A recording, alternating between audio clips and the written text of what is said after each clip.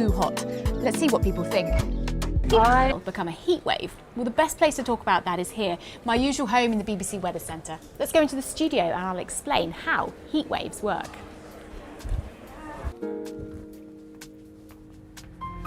So we need to have at least 3 consecutive days with temperatures above the heatwave threshold, which varies between 25 to 28 Celsius, depending on where you are in the UK. And several factors have to come together. The jet stream needs to buckle to the north of the UK, blocking low pressure systems from coming in. And that allows a big area of high pressure to form, keeping things dry. And if the high pressure sits just to the east of us, the winds are going to come in from this southerly direction, drawing in that warm air from southern Europe and from North Africa. And under an area of high pressure like this, the air descends downwards in the atmosphere. As it does so, it warms further. And if that pressure setup stays the same for several days, we can end up seeing a dome of heat just forming, and those temperatures will continue to build day on day. Now, let's address the question that some of you may be asking. Are heat waves linked to climate change?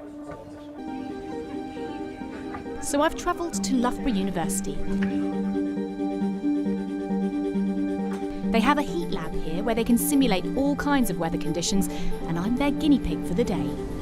Simon. Hi, nice to meet you. Thank you for having us. You're welcome. Okay, Simon, I'm in my PE kit, so I've got my heart rate monitor on. Shall we go in? Yep. We have a deep body temperature, which is around about 30, gain more heat than we can dispose of. We've got an environment that's very controlled. We're currently 28 degrees, 55% humidity, which would be like a warm summer's day in the UK. What we're going to do is have a acclimatization period for about 30 minutes, and then we're going to get you onto the treadmill and see how your heart rate and your body temperature respond to that. Principally in the heat, when we exercise or do activity, we tend to produce sweat. Turn it up. See how this feels when I go for a little run.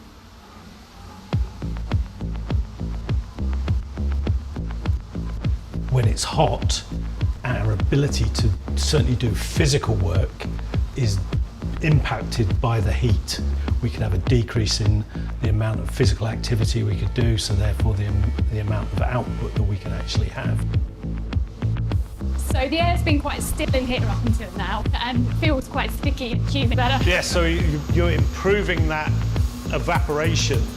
So you're getting both convective and evaporative heat loss at the same time. Yeah, good. It's hard work. I've definitely got a sweat on. Is this as hot as it gets? No, we could go and have a look at Britain's hottest day. Over 40 degrees? Yeah.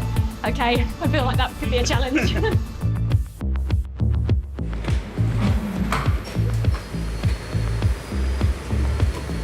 It feels like I've just stepped out into Bangkok Airport, this kind of So heat. it's very oppressive.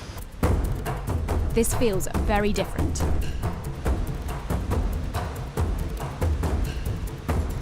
What I'm noticing about exercising in this kind of heat is that I'm starting to feel really thirsty pretty quickly, certainly much quicker than in the previous chamber.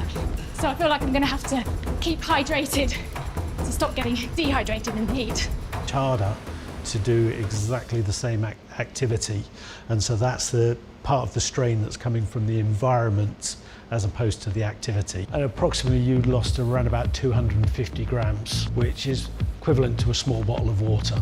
That's water that you need to now replace to maintain your hydration. You can see how people get dehydrated really quickly in those kind of conditions. Yeah. So what I experienced there was a very mild form of heat stress, Put your hands up. which, left unmanaged, can cause serious illness and even death.